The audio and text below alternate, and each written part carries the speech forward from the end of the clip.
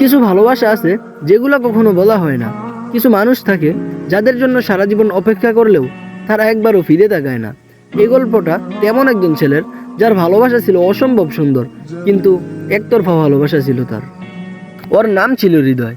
খুব সাধারণ একটা ছেলে না, দেখতে ততটাও ভালো নয়, আবার খুব স্মার্টও নয়, কিন্তু তার হৃদয়ে ছিল অজস্র ভালোবাসায় ভরা। স্কুলের প্রথম দিনই সে যাকে দেখেছিল তার নাম ছিল মিথিলা। এক ঝলকেই মনের ভিতর কেমন যেন তুলপাড় শুরু হয়ে গিয়েছিল। ক্লাসে সবার মাঝে মিথিলা যেন একটু আলাদা, হাসিটা যেন হৃদয় কেঁপে ওঠে। হৃদয় সারাদিন তাকিয়ে থাকতো, কিছুই না বলে। মিথিলা কখনো বুঝেও না, বোঝার ভান করত। সে কখনো বিরক্ত হতো না, কেবল মাঝে মাঝে মিষ্টি হাসি দিয়ে এড়িয়ে যেত।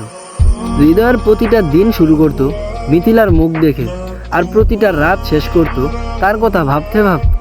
সে ডায়েরিতে লিখতো প্রতিদিন, আজও বলেনি কিছু, হয়তোবা মিথিলা এখনও কিছু জানে না। বন্ধুরা বলতো, আরে পাগল, বলেই ফেল না, আর কতদিন। কিন্তু হৃদয় চুপ থাকতো। তার মনে হতো যদি বলার পর সব কিছু বদলে যায়, যদি দূরে ঠেলে দেয়ও। এই না বলার ভয়েই সে চুপ থেকেছে বছরের পর বছর। হঠাৎ একদিন শুনলো মিথিলার বিয়ে ঠিক হয়েছে, বাড়ির পছন্দে সে নিজেকেও রাজি, সুখী। হৃদয়ের সব কিছু থেমে গেল। সেই রাতে সে ডায়েরিতে শেষবারের মতো লিখলো, আজ সে চলে যাচ্ছে কারো হাত ধরে। আর আমি তো কখনোই ছিলাম না তার গল্পে, কিন্তু সে থাকবে আমার প্রতিটা নিঃশ্বাসে আজীবন।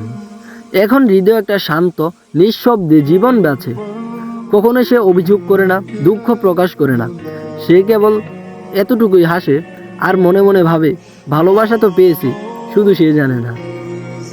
সো গাইস, গল্পটি এখানেই শেষ। আর হ্যাঁ, আমি একজনকে একতরফা ভালোবাসি, কিন্তু সে কখনোই জানে না। তাকে আমি কখনোই জানাবো না।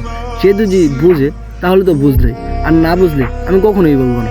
কারণ আমি বলেছিলাম আমি কাউকে ভালোবাসবো না। ভালো না বাসার কথা বলেও আমি একজনকে অসম্ভব রকম ভালোবেসে ফেলেছি, কিন্তু তাকে তো আমি প্রকাশ কখনোই করবো না। হ্যাঁ আমার প্রিয়তমা, তুমি ভালো থেকো, নিজের খেয়াল রেখো। আর হ্যাঁ, তুমি আমার না হওয়ার চান্স 99%। আমি 1% চান্স নেই, তোমার জন্য আমি অপেক্ষা করবো। আর তোমাকে কখনোই আমি জানাবো না তোমাকে আমি কতটা ভালোবাসি।